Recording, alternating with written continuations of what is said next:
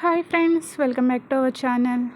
Morning Vasu స్నేహాలు ఆఫీస్కి ready అవుతూ ఉంటారు. స్నేహ దియా రూమ్లోకి వెళ్ళి దియాని లేపుదామని ట్రై చేస్తుంది. దియా పడుకునే ఉంటుంది, అస్సలు కదలదు. బయటకు వచ్చేసరికి వసు బ్రేక్ఫాస్ట్ చేస్తూ ఉంటుంది. దియాకి ఏమైంది, అసలు కదలట్లేదు, ఎంత లేపినా అలాగే నిద్రపోతూ ఉంది అంటుంది. మళ్ళీ పాత ప్రాబ్లం స్టార్ట్ అయినట్టుంది. తను ఏదైనా పెద్ద ప్రాబ్లం ఫేస్ చేస్తున్నప్పుడు అలానే బిహేవ్ చేస్తుంది. తను ఇంక అలాగే వదిలే స్నేహ, రేపు మార్నింగ్ వరకు తను లేవదు అంటుంది వసు. నెక్స్ట్ వాళ్ళిద్దరూ ఆఫీస్కి వెళ్ళిపోతారు. ఆ తర్వాత మోటల్లో మను లేచేసరికి ఫుల్ హెడేక్, తల 2 ముక్కలుగా పగిలిపోతున్నట్టు ఫీలింగ్ వస్తుంది అనమాట. ఎలాగో కళ్ళు తెరుస్తాడు. సీలింగ్ చూసేసరికి ఇది నా రూమ్ కాదే, నేను ఎక్కడున్నాను అనుకుంటాడు. తన మీద ఏదో వెయిట్ ఉన్నట్టు అనిపిస్తుంది. ఈలోపు సడన్గా ఒక చెయ్యి తన్ని గట్టిగా చుట్టూ పట్టుకున్నట్టు అనిపిస్తుంది. ఎవరై ఉంటారు, దియాయా అని కొంచెం క్వశ్చన్ మార్క్ ఫేస్ వేసుకుంటాడు. నో వే, దియా నన్ను అస్సలు ముట్టుకోదు, నిదట్లో అస్సలు పట్టుకోదు అని అనుకుంటాడు. తర్వాత జరిగిందంతా గుర్తు తెచ్చుకుంటాడు. తను దియాకి ప్రపోజ్ చేయడం, దియా తనని రిజెక్ట్ చేయడం, అవన్నీ గుర్తొచ్చి మళ్ళీ కొంచెం సాడ్ ఫీల్ అవుతాడు. మరి నన్ను పట్టుకున్నది దియా కాకపోతే ఈ అమ్మాయి ఎవరు అనుకుని వెంటనే తన బ్లాంకెట్ ఎత్తి కొంచెం లోపల చూస్తాడు. ఇందు మనుని పట్టుకుని ఉంటుంది. ఇందు అని షాక్ అవుతాడు. ఇంకో షాక్ ఏంటంటే ఇద్దరు కూడా హాఫ్ నెక్డ్ ఉంటారనమాట. ఒంటి మీద ఏముండవు. మనుకైతే ఓన్లీ అండి ఒకటే ఉంటుంది. ఇందుకి అప్పర్ బాడీ మొత్తం నగ్నంగానే ఉంటుంది. వెంటనే మను ఫుల్ షాకు, టెన్షన్తో లేచి కింద పడిపోయి ఉన్న తన క్లాత్స్ వేసుకుంటాడు. ఈలోపు ఇందు కూడా కదులుతుంది. నెమ్మదిగా కళ్ళు తెరిచి లేచి కూర్చుంటుంది. ఇంకా చెప్పాలంటే పైన ఏముండవు కాబట్టి ఫుల్ ఎక్స్పోజింగ్ మనకు కనిపిస్తూ ఉంటుంది. వెంటనే కిందనే ఉన్న తన టాప్ని తీసి ఇందు మీదకి గిరిగేస్తాడు. వేసుకుని బయటికి రా అంటాడు. మను రూమ్లోంచి బయటకు వచ్చాక ఆ హాల్వేలో నడుస్తున్నప్పుడు ఇది మోటల్ కదా, నేను ఇక్కడికి ఎలా వచ్చాను అంటూ కార్లో కూర్చుంటాడు. ఈలోపు ఇందు కూడా వచ్చి కూర్చుంటుంది. అప్పుడు సీరియస్గా ఇలా అడుగుతాడు, నేను ఇక్కడికి రావడం ఏంటి, నువ్వు నాతో ఏం చేస్తున్నావు, నీకేం గుర్తులేదా మను, ఇక్కడికి వచ్చింది నేను కాదు, నువ్వే నన్ను దియా దియా అంటూ ఇక్కడికి తీసుకొచ్చావు. నాకు అసలు నువ్వు బార్లో ఫుల్ తాగేసి కనిపించావు. నిన్ను ఇంటికి తీసుకెళ్దామని చాలా ట్రై చేశాను, కానీ నువ్వే నన్ను బలవంతంగా ఇక్కడికి తీసుకొచ్చి నువ్వే ఆ తర్వాత ఏం జరిగిందో నువ్వే చూసావు కదా అంటుంది ఇందు. నేనేం చూశాను, ఏం జరిగింది అని అడుగుతాడు. నీతో ఎలా చెప్పనిది, అదే మనం ఇద్దరం కలిసి అది చేసాం కదా. ఇంకా చెప్పాలంటే నువ్వు నన్ను బలవంతంగా నాతో ఎక్స్ చేసావు. ఇది చాలా, ఇంకేమైనా తెలుసుకోవాలా అంటూ ఇందు అంటుంది. వాట్, నేను నీతో ఎక్స్ చేశానా, కలగన్నావా ఏంటి, నువ్వు చెప్పే చెత్తంతా నేను నమ్ముతాను అనుకుంటున్నావా? నేను బ్రతుకుండగా మళ్ళీ నీ ఒంటి మీద చెయ్యి కాదు కదా, ఫింగర్ కూడా వేయను, కదలకుండా ఏం జరిగిందో నిజం చెప్పు అని అరుస్తాడు. ఇందు కొద్దిసేపు ఏం మాట్లాడదు, సైలెంట్గా అలా మనునే చూస్తూ ఉంటుంది. ఆ తర్వాత తన కళ్ళలోకి ఫుల్గా నీళ్ళు తెచ్చేసుకుని సడన్గా కార్ డోర్ ఓపెన్ చేసి పరిగెట్టడం స్టార్ట్ చేస్తుంది. ఫస్ట్ మనుకి ఏం అర్థం కాదు, ఏం చేస్తుంది అనుకుంటాడు. గాడ్, మను ఇందు సూసైడ్ చేసుకోవడానికి వెళ్తుంది అనుకుని మను కూడా కార్ దిగి ఇందు వెనకే పరిగెట్టుకుంటూ వెళ్తాడు. ఈలోపు ఒక కార్ వచ్చి ఇందుకి లైట్గా డాష్ ఇస్తుంది. ఇందు పక్కకు పడిపోతుంది. ఫోర్ హెడ్ నుంచి కొంచెం రక్తం వస్తుంది. ఇందుని ఎత్తుకుని మను హాస్పిటల్కి తీసుకెళ్తాడు. బయట ఇంపేషెన్స్గా వెయిట్ చేస్తాడు. ఫుల్ ఫ్రస్ట్రేషన్తో జుట్టు పీక్కుంటూ అటు ఇటు తిరుగుతూ ఉంటాడు ఆలోచిస్తూ. ఈలోపు డాక్టర్లోంచి బయటకు వస్తాడు. డాక్టర్ తనకి ఎలా ఉంది అని అడుగుతాడు. భయపడాల్సింది ఏమీ లేదు, చిన్న దెబ్బే, 2 కుట్లు వేసాము, లోపల ఇంటర్నల్గా ఇంజురీస్ ఏమన్నా అయినాయో లేదో దానికోసం స్కానింగ్ చేయాలి. ఆ రిపోర్ట్స్ వచ్చాక వాటిని చూసి తన్ని డిశ్చార్జ్ చేస్తాము, అప్పుడు మీరు ఇంటికి తీసుకెళ్ళిపోవచ్చు అంటారు. మను కొంచెం ఊపిరి తీసుకుంటాడు అది విని. ఆ తర్వాత ఇందుని స్కానింగ్ రూమ్లోంచి బయటికి తీసుకొచ్చి నార్మల్ రూమ్లో పడుకోబెడతారు బెడ్ మీద. మను ఆ బెడ్ పక్కనే ఒక స్టూల్ మీద కూర్చుని ఉంటాడు. మను అలా దియానే ఇందునే చూస్తూ ఉంటాడు. ఇందు కళ్ళు తుడుచుకుంటూ పక్క తిప్పేసుకుని ఉంటుంది మొహం. మను వైపు అస్సలు చూడదు. నీకేమన్నా పిచ్చా, నువ్వేం చేసావో అర్థమవుతుందా అంటాడు సీరియస్గా. నన్ను ఎందుకు కాపాడావు, ఎందుకు నన్ను చచ్చిపోనివ్వలేదు, అసలు నువ్వు నన్ను ఇక్కడికి ఎందుకు తీసుకొచ్చావు, నేను చచ్చిపోతే నువ్వు ప్రశాంతంగా ఉంటావు కదా అనుకున్నా అని అంటుంది. అది కాదు ఇందు, నువ్వు ఏదైతే చెప్పావో అది విన్నాక నాకు చాలా కోపం వచ్చింది, నేను అది యాక్సెప్ట్ చేయలేను, ఈవెన్ నేను దాన్ని ఇమాజినేషన్ కూడా చేసుకోలేను, అస్సలు భరించలేను, అలాంటిది నేను అలా చేశానంటే నో వే అంటాడు. ఓ అయితే ఇప్పటికీ నువ్వు నన్ను నమ్మట్లేదు కదా, అంతేలే, నేను ఎప్పుడూ నీకు చెడ్డదానిలాగానే కనిపిస్తాను కదా, అలాగే ఉండనివి. ఎనీవే మను, మన పాత జ్ఞాపకాలన్నీ నాకు మళ్ళీ గుర్తు చేసినందుకు చాలా థ్యాంక్స్. నువ్వు ఇప్పటికీ ఏం మారలేదు. అంతా సేమ్ అదే మనువి. కాకపోతే పైకి ఒక యారోగెంట్ మాస్క్ వేసుకొని తిరుగుతున్నావు అంతే అంటుంది ఇందు. ఇందు మాటలు విని మనుకి మెంటలెక్కిపోతుంది. అసలు ఏం నమ్మాలి, ఎవరిని నమ్మాలి అసలు అర్థం కావట్లేదు తనకి. టెస్ట్ రిజల్ట్స్ బాగానే వస్తాయి. ఆ తర్వాత ఇంటికి తీసుకెళ్తాడు. ఇంటికి తీసుకెళ్లేసరికి అను వెయిట్ చేస్తూ ఉంటుంది మను కోసము, నైట్ అంతా ఇంటికి రాలేదనేసి. మను కారు సౌండ్ వినిపించగానే పరిగెట్టుకుంటూ బయటకు వస్తుంది. ఈలోపు మను ఇందుని నెమ్మదిగా లోపలికి తీసుకొస్తూ ఉంటాడు. ఇందుని చూసి మను ఇంకా సైలెంట్గా ఆగిపోతుంది. కనీసం ఇందుకి ఏంటి దెబ్బలు తగిలినాయి ఏంటి అని కూడా అడగదు, పట్టించుకోదు. అక్కడ నుంచి వెళ్ళిపోతుంది. మను ఇందు రూమ్లో వదిలేసి తన రూమ్లోకి వెళ్తాడు. వెనకాలే అను కూడా వస్తుంది. నిన్న రాత్రంతా ఏమైపోయావు, ఎక్కడున్నావు? అవును, నువ్వు దియాతో వెళ్ళావు కదా, దియాతో రాకుండా ఆ రాక్షసుతో వచ్చావేంటి? ఇంతకీ దియా ఏమైంది అని అడుగుతుంది. మనుకి అప్పుడు వెలుగుద్దనమాట దియా కూడా ఇంటికి రాలేదు అనేసి. మేబీ తన ఫ్రెండ్స్ దగ్గరికి వెళ్ళి ఉంటుంది మోస్ట్ ప్రాబబ్లీ అనుకుంటాడు. దియా వాళ్ళ ఫ్రెండ్స్ దగ్గర ఉంటానని వెళ్ళింది. నేను ఆఫీస్ వర్క్లో నైట్ అంతా ఫుల్ బిజీగా ఉన్నా. ఆ తర్వాత నేను ఇంటికి వస్తుంటే యాక్సిడెంటల్గా ఇందుని మీట్ అయ్యాను. తన్ని చూసావు కదా ఎలా ఉందో, తన కండిషన్ ఏం బాగాలేదని ఇంటికి తీసుకొచ్చా. చాలా, ఇంకేమైనా తెలుసుకోవాలా అంటాడు. నథింగ్ అని వెళ్ళిపోతుంది అక్కడ నుంచి. ఆ తర్వాత మను వెంటనే ఫోన్ తీసుకుని దియాకి కాల్ చేస్తాడు. ఎన్నిసార్లు కాల్ చేసినా కానీ స్విచ్ ఆఫ్ అని వస్తుంది. తనకి ఎంత పట్టుదల ఉంటే నాకెంత పట్టుదల ఉండాలి? నాకు బాగా తెలుసు ఇలాంటి గేమ్స్ ఎలా ఆడాలో. నన్ను యాక్సెప్ట్ చెయ్యి అంటూ తన్ని బ్రతిమలాడుకుంటూ తన్ని అడుక్కుంటాను అనుకుంటుందేమో. నో వే, రిజెక్ట్ చేసింది తను. ఎందుకు రిజెక్ట్ చేశానా అని తను రిగ్రెట్ ఫీల్ అయ్యేలా చేస్తాను. అంతటి తానే నా దగ్గరకు వచ్చేలా చేస్తాను అనుకుంటాడు. ఆ తర్వాత త్వరగా రెడీ అయిపోయి హెడేక్ టాబ్లెట్ వేసేసుకుని డైరెక్ట్గా ఆఫీస్కి స్టార్ట్ అయిపోతాడు. నెక్స్ట్ రిషి మార్నింగ్ నిద్ర లేచేసరికి తన బాడీలో అంతా ఏదో వైర్డ్గా అనిపిస్తుంది అనమాట. తనకి లేచిన వెంటనే నోటి దగ్గర చేయి పెట్టుకుని పరిగెట్టుకుంటూ వెళ్ళి వాష్రూమ్కి వెళ్ళిపోయి వామిటింగ్ చేసుకుంటాడు. వాట్ ద హెల్, నాకు అసలు ఏమైంది? నేను నైట్ కూడా ఏం డ్రింక్ చేయలేదే అనుకుంటూ ఆలోచిస్తాడు. ఈ లోపు మళ్ళీ వామిటింగ్ అవుతుంది. అలాగా ఫుల్ ఇకారం కింద ఉంటుంది అనమాట. అలాగే రెడీ అవుతాడు ఆఫీస్కి. ఆ తర్వాత కిందకు వచ్చి కనీసం బ్రేక్ఫాస్ట్ కూడా తిన్నంగా చేయడు. చిన్న ముక్క నోట్లో పెట్టుకుంటాడు అంతే. వెంటనే వామిటింగ్ చేసుకోవడానికి వాష్ బేసిన్ దగ్గరికి పరిగెడతాడు. దేవ్యాని వెనకాల వచ్చి రిషి వీపుని నిమురుతూ ఉంటుంది అనమాట వెనకాల. అలా బ్యాక్ సైడ్ రబ్ చేస్తూ, ఏమైంది రిషి, ఏమైంది సడన్గా, ఒంట్లో ఏమైనా బాగాలేదా అని అడుగుతూ ఉంటుంది.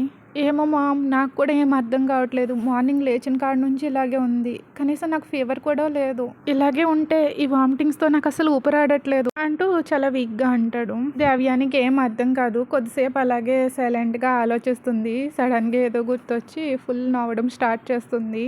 మామ్, నీకేమైనా ఫన్నీగా ఉందా? ఇక్కడ నీ కొడుకు వాంతులు అవుతూ చచ్చిపోయేలా ఉంటే కడుపులో ఉన్న పేగులన్నీ బయటకు వచ్చేస్తాయేమోనని భయమేస్తుంది నాకు. అయినా సరే నువ్వేం పట్టించుకోకుండా అలా నవ్వుతున్నావు అంటూ రిషి డైనింగ్ టేబుల్ దగ్గరికి వెళ్తాడు. అది కాదు రిషి, నీకు వాంతులు అవుతున్నందుకు నేను నవ్వట్లేదు. అసలు నీకు ఏమైందో తెలుసా అంటూ మళ్ళీ నవ్వుతుంది. ఏమైంది అని అడుగుతాడు క్వశ్చన్ మార్క్ ఫేస్ వేసుకుని. నువ్వు మర్చిపోయావా నీ బేబీ ఒకరి కడుపులో పెరుగుతుంది అనేసి? అసలే ఫస్ట్ ట్రిమిస్టర్ కంప్లీట్ చేసుకుంటుంటే అందుకే నా బంగారానికి మార్నింగ్ సిక్నెస్ స్టార్ట్ అయింది అంటూ ఐబ్రో ఎగరేసి స్మైల్ ఇస్తుంది. వాట్ మామ్, ఏం మాట్లాడుతున్నావు? నాకు మార్నింగ్ సిక్నెస్ ఏంటి? అయితే గీతే తనకి కావాలి కానీ, తను ప్రెగ్నెంట్ ఉమెన్, తనకి రావాలి కానీ మార్నింగ్ సిక్నెస్. ఏమో మామ్, నాకు అసలు ఏం అర్థం కావట్లేదు. నాకు ఫుడ్ కూడా తినాలనిపించట్లేదు. ఐఎమ్ సో టైర్డ్ మామ్, నాకు ఈ ఫుడ్ అస్సలు ఎక్కట్లేదు, తినాలనిపించట్లేదు అంటూ వాళ్ళ మ్యామ్ వైపు చూస్తూ ఉంటాడు చిన్నపిల్లోళ్ళగా తిన్ను అని మారం చేస్తున్నట్టు. నిజం రిషి, అలా అంటూ ఉంటారు. ప్రెగ్నెన్సీలో ఉన్నప్పుడు మదర్కి మార్నింగ్ సిక్నెస్ లేకుండా ఫాదర్కి మార్నింగ్ సిక్నెస్ వస్తే కనుక ఫాదర్కి అంతులేని ప్రేమ ఉంటేనే అలా వస్తుందంట అని మళ్ళీ నవ్వుతుంది దేవ్యాని. ఏంటి అంతులేని ప్రేమ? తొక్కేం కాదు అని రిషి అంటాడు. అయ్యో బంగారం, నీకు అర్థం కావట్లేదు. ఇది ఇంకా స్టార్టింగ్ స్టేజే. ఉండికోల్ది ఉంటుంది చూడు, ఇంకా వరస్ట్గా ఉంటుంది నీ పరిస్థితి. అందులోని ఇప్పుడు పుట్టేది ఎవరు? నీ బిడ్డ, నీ రక్తం అంటే ఇంకా ఇదిగా ఉండొచ్చు ఇదంతా. ఎందుకంటే అనుభవంతో చెప్తున్నాను. నిన్ను నేను క్యారీ చేసేటప్పుడు కనీసం నేను వాష్రూమ్లో నుంచి బయటకు కూడా వచ్చేదాన్ని కాదు. అస్తమాని ఇంకా ఫుల్ వామిటింగ్సే అవుతూ ఉండేవి. నోట్లో ఏది పెట్టుకున్నా వాంతులు అయిపోతూ ఉండేవి. ఎన్ని వెరైటీస్ తిన్నా కూడా నీకు అస్సలు ఏది నచ్చేది కాదు. కనీసం కనీసం నైట్ టైం ఎప్పుడు ప్రశాంతంగా నిద్రపోయింది కూడా లేదు. ఎప్పుడు తనుతూ ఉండేవాడు. ఇప్పుడు వసుధరకు పుట్టబోయేది బాబు అయితే పాపం తను చాలా కష్టపడాలి. పాపం తను ఎంత సఫర్ అవ్వాల్సి వస్తుందో ఒకసారి నువ్వే ఆలోచించి రిషి. తను అంత పెద్ద బేబీ బంప్తో వర్క్ చేస్తూ ఉంటే 10 నెలలు ఒక ఎక్స్ట్రా 2 కిలోగ్రామ్స్ మోస్తూ చాలా పెయిన్ని అనుభవిస్తూ ఒక బేబీకి జన్మనివ్వాలి అంటే మామూలు విషయం కాదు. కొంచెం తన కోసం కూడా ఆలోచించు. నువ్వు ఆ మాత్రం సాక్రిఫైస్ చేయలేవా అంటూ రిషి షోల్డర్ మీద ప్యాట్ చేసి, పర్లేదు ఫాదర్ ఆ మాత్రం సాక్రిఫైస్ చెయ్యాలి అంటూ వికెట్ స్మైల్ ఇచ్చి అక్కడ నుంచి వెళ్ళిపోతుంది. ఆ తర్వాత మను ఆఫీస్కి వెళ్ళాక దియా ఆఫీస్కి రాలేదని తెలుస్తుంది. మళ్ళీ కాల్ ట్రై చేస్తే అప్పటికి స్విచ్ ఆఫ్ అనే వస్తుంది. వసుతో మాట్లాడదామంటే వసు రిషి అప్పటికే ఏదో మీటింగ్ కోసం బయటకు వెళ్ళిపోయి ఉంటారు. సో స్నేహకి కాల్ చేసి రమ్మంటాడు. స్నేహ విత్ ఇన్ మినిట్స్లో మను క్యాబిన్ దగ్గరికి వస్తుంది. టైం వేస్ట్ చేయకుండా డైరెక్ట్ వచ్చిన వెంటనే ఇదే అడుగుతాడు, దియా మీతో పాటు మీ ఇంటి దగ్గర ఉంది కదా అని అడుగుతాడు. స్నేహ హా అన్నట్టు తలోపుతుంది. మరెందుకు తను మీతో పాటు ఆఫీస్కి రాలేదు అని అరుస్తాడు కోపంగా. తనకి బాగాలేదు అంటుంది స్నేహ. తనకి ఎందుకు బాగాలేదో నాకు బాగా తెలుసు, కానీ ఈవినింగ్ 5 లోపల ఇంట్లో లేకపోయినా, రేపు మార్నింగ్ 9 లోపు ఆఫీస్లో లేకపోయినా చాలా కాంప్లికేషన్స్ ఫేస్ చేయాల్సి వస్తుందని మీ ఫ్రెండ్తో చెప్పు. ఆఫీస్కి వచ్చినా రాకపోయినా నేను అటు ఇటుగా చూసి చూడనట్టు వదిలేస్తానేమో, కానీ ఇంటికి మాత్రం రాలేదు. నేను చేసుకున్న కాంట్రాక్ట్లో రూల్స్ బ్రేక్ చేసినందుకు లీగల్గా ప్రొసీడ్ అవ్వాల్సి వస్తుంది. నీకు నేను ఏం చెప్తున్నానో బాగానే అర్థమైనట్టుంది కదా, వెళ్ళి మీ ఫ్రెండ్తో తనకి బుర్రకెక్కేలాగా చెప్పు అని స్నేహకి వార్నింగ్ ఇస్తాడు. స్నేహ కూడా ఓకే అన్నట్టు ఎస్ అన్నట్టు తలూపి అక్కడ నుంచి భయపడుతూ వెళ్ళిపోతుంది. మను అంత సీరియస్గా వచ్చేసరికి. ఆ తర్వాత రిషి ఆఫీస్కి వెళ్ళిన తర్వాత సిచ్యువేషన్ అసలు ఏం మారదు. ఎంతసేపు కూడా చాలా వికారంగా అనిపిస్తున్నట్టు ఉంటుంది. ఆ సిక్నెస్కి ఇంకా ఒక లెమన్ పట్టుకుని తిరుగుతూ ఉంటాడు. ఎక్కడికి వెళ్ళినా కూడా ఆ లెమన్ని మాత్రం మర్చిపోడు, పాకెట్లో పట్టుకుని తీసుకెళ్ళిపోతాడు. ఇంకా వసు సంగతికి వచ్చేసరికి వసుని అబ్జర్వ్ చేస్తూ ఉంటాడు. తను మాత్రం హ్యాపీగా ఫ్రీ బాడీలాగా ఎంచక్కా తిరుగుతుంది ఆఫీస్లో అనుకుంటాడు. వసుకి ఏ సిక్నెస్ ఉండదు. ఎందుకుంటుంది సిక్నెస్, డాట్కి వస్తే దేవి అని చెప్పినట్టు. రిషికి అర్థం కావట్లేదు అసిస్టెంట్ వస్తారా అన్న, తనకు పుట్టబోయే బేబీ అన్న అన్ఎండింగ్ లవ్ ఉంది అనేసి. నెక్స్ట్ ఆఫీస్ అవర్స్ అయిపోయాక మను ఇంటికి వెళ్ళి దియా వస్తుంది కదా అని వెయిట్ చేస్తాడు. 10 వరకు చూస్తాడు. ఇంకా పేషెన్స్ పోతుంది. ఈసారి దియాకి కానీ వాళ్ళ ఫ్రెండ్స్కి కానీ కాల్ చేయడు. ఇంకా డైరెక్ట్ కార్ స్టార్ట్ చేసి వాళ్ళ ఇంటికి స్టార్ట్ అయిపోతాడు. డోరు బెల్ రింగ్ అయ్యేసరికి స్నేహ వచ్చి డోర్ ఓపెన్ చేస్తుంది. మను అసలు ఏం మాట్లాడకుండా తను ఎక్కడా అంటూ లోపలికి వెళ్ళిపోయి చుట్టూ వెతుకుతూ ఉంటాడు దియా కోసం. దియా దియా అని అరుస్తుంది. అప్పుడు వసు మనుని ఆపడానికి ట్రై చేస్తుంది.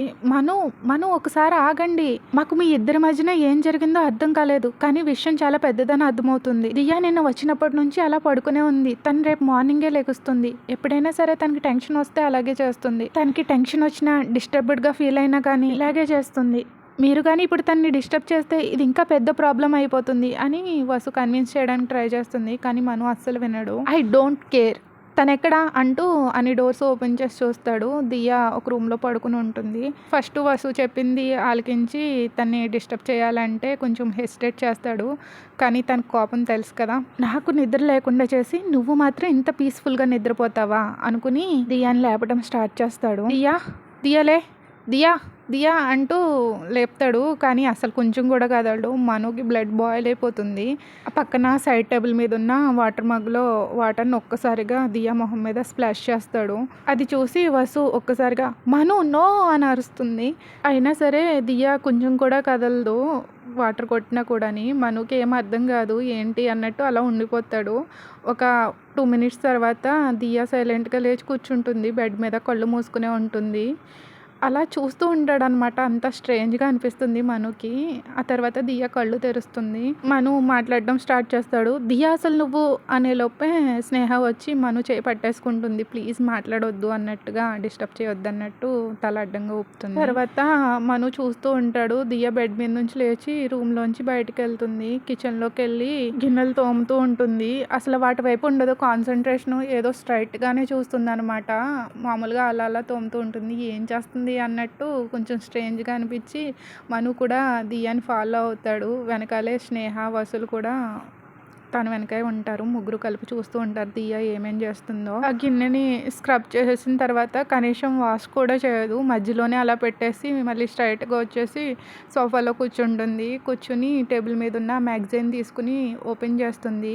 తన కళ్ళు మాత్రం స్ట్రైట్‌గానే ఉంటాయి. మ్యాగజైన్ పేపర్స్ తిప్పుతూ ఉంటుంది. తర్వాత అక్కడి నుంచి లేచి డైరెక్ట్ మెయిన్ డోర్ వెంట బయటకెళ్ళిపోబోతుంది. ఈలోపు స్నేహ పరిగెట్టుకుంటూ వెళ్ళి ఆ డోరు క్లోజ్ చేసేసి లాక్ చేసేస్తుంది. మనుకి ఫుల్ కన్‌ఫ్యూజింగ్‌గా అనిపిస్తుంది. షాక్‌లో వసుని ఇలా అడుగుతాడు. తను అసలు ఏం చేస్తుంది? Sleep walking. నేను మీకు ముందే చెప్పాను కదా తనని డిస్టర్బ్ చేయొద్దని. చూడండి ఏం జరుగుతుందో. వాట్? స్లీప్ వాకింగా? అని అక్కడే నుంచొని అలా చూస్తూ ఉంటాడు. తను ఎప్పుడైనా ఎక్కువ టెన్షన్ పడితే ఇలాంటి ప్రాబ్లమే వస్తుంది తనకి. కొన్ని నెలలుగా ఇలాంటి ప్రాబ్లం రాలేదు. కానీ ఇప్పుడు సడన్‌గా ఎందుకొచ్చింది? తను ఇలా బిహేవ్ చేస్తుందంటే అసలు మీ ఇద్దరి మధ్యన ఏం జరిగింది? అంటూ వసు మను వైపు తిరుగుతుంది. ఇప్పుడు మను అంత సీరియస్ ఏం కాదు. నథింగ్ సీరియస్ అంటాడు. ఆ తర్వాత మనసులో ఇలా అనుకుంటాడు. నాకైతే ఇది సీరియస్ మ్యాటర్ ఏం కాదు. నేను తన్ని ప్రపోజ్ చేశాను. తను నన్ను రిజెక్ట్ చేసింది అంతే. మేబీ నన్ను రిజెక్ట్ చేసినందుకు ఏమైనా భయపడి టెన్షన్ ఫీల్ అవుతుందేమో అనుకుంటాడు. తర్వాత స్నేహ ఇలా అంటుంది. వసు నువ్వు వెళ్ళి పడుకో, నేను ఉంటాను ఇక్కడ. ఈ కండిషన్లో నువ్వు అసలు ఆ నిద్రని స్కిప్ చేయకూడదు. పీస్ఫుల్గా పడుకో అంటుంది స్నేహ. అప్పుడు మను అనుకుంటాడు, ఓ షీ ఈజ్ ప్రెగ్నెంట్ కదా అనుకుంటాడు. అను సార్ మీరు కూడా వెళ్ళండి. తనని రేపు ఇంటికి పంపిస్తాంలే. తను మార్నింగ్ వరకు ఇంక ఇలా తిరుగుతూనే ఉంటుంది అని స్నేహ అంటుంది. లేదు తను ఇప్పుడే లేపుదాము అంటాడు. అప్పుడు వసు ఇలా అంటుంది. నో నో నో నో అది చాలా డేంజరస్. తను స్లీప్ వర్క్ చేస్తుందని తనకు అస్సలు తెలియకూడదు. తను స్లీప్ వర్క్ చేసిందని తనకు తెలిసిందో చాలా వైలెంట్గా బిహేవ్ చేస్తుంది. తను నెక్స్ట్ ఏం స్టెప్ తీసుకుంటుందో మనం అసలు ఊహించలేము. ప్లీజ్ మను సార్ ఈ ఒక్క నైట్ తన్ని మాతో ఉండనివ్వండి అంటూ వసు కొంచెం బ్రతిమలాడుతుంది. మను ఏం మాట్లాడకుండా ఇంకా అక్కడ నుంచి బయటకు వచ్చేస్తాడు. ఆ తర్వాత ఇంటికి వచ్చేసాక కూడా దియా గురించి ఆలోచిస్తూ ఉంటాడు. దియాకి నిద్దట్లో నడిచే అలవాటు ఉందా? నాకెప్పుడూ తెలియదు తనకి ఇలాంటి ప్రాబ్లం ఉందని. అంతేకాదు తనకి నైట్ మేర్స్ కూడా చాలా ఎక్కువగానే వస్తాయి. ఆ టైంలో ఏం చేయాలో వసుధార నాతో చెప్తే కానీ నాకు తెలియలేదు. నేను తన గురించి తెలుసుకోవాల్సింది చాలా ఉంది. వాళ్ళ ఫ్రెండ్స్కి తన గురించి అన్నీ తెలుసు అనుకుంటాడు. ఆ 2 రోజులు కూడా ఇంట్లో పిల్లలు బాగా మారం చేస్తారు. దియాని చూడాలి, దియా ఇంకా రావట్లేదే అనేసేసి. అను కూడా దియా గురించి అడుగుతూ ఉంటుంది. దియాకి బాలేదు, హెల్త్ జ్వరం వచ్చింది అని అబద్ధం చెప్తాడు, కవర్ చేస్తాడు. ఆ నెక్స్ట్ మార్నింగ్ మను ఆఫీస్కి వెళ్తాడు. తన ఫ్రెండ్స్ చెప్పినట్టుగానే దియా ఆఫీస్కి వచ్చేస్తుంది. మను అలా దియాని అబ్జర్వ్ చేస్తూ ఉంటాడు. కానీ తన బిహేవియర్ అది కూడా నార్మల్గానే బిహేవ్ చేస్తుంది. రాత్రి ఏం జరిగిందో కూడా తనకి ఏం గుర్తుండదు. ఆ తర్వాత దియా వచ్చి ఆఫీస్కి రాలేనందుకు ఒక లీవ్ అప్లికేషన్ మనుకి ఇస్తుంది. దాంట్లో నిజంగానే జ్వరం వచ్చిందని రాసి ఉంటుంది. సో మను నిన్న నైట్ చూసిన మూవీలోంచి ఇంకా తేరుకోలేడు అనమాట. సో ఏం మాట్లాడకుండా సైలెంట్గా ఉంటాడు. సడన్గా మను ఆఫీస్ ఫోన్ రింగ్ అవుతుంది. మను లిఫ్ట్ చేస్తాడు. అటువైపు నుంచి రిషి అరుస్తూ ఉంటాడు. మ్యాన్ నీకేమన్నా పిచ్చా? ఏం చేసావు అసలు సెన్స్ ఉండే చేసావా? స్టూపిడ్ అంటూ ఇంకా ఆపకుండా అరుస్తూనే ఉంటాడు మను మీద. నా మీద అరవడం ఆపుతావా? అసలు నేనేం చేశాను అని మను కూడా అడుగుతాడు గట్టిగా. ఓకే ఫ్రెండ్స్ ఈ రోజుకి ఇంతే. నెక్స్ట్ ఎపిసోడ్ మండే చెప్పుకుందాము. మీకు చెప్పినట్టుగానే నెక్స్ట్ ఒక బాంబు పేలిపోతుంది. Okay friends thank you for listening. మీకు కనుక ఈ ఎపిసోడ్ నచ్చితే లైక్ చేయడం మర్చిపోకండి. Bye bye.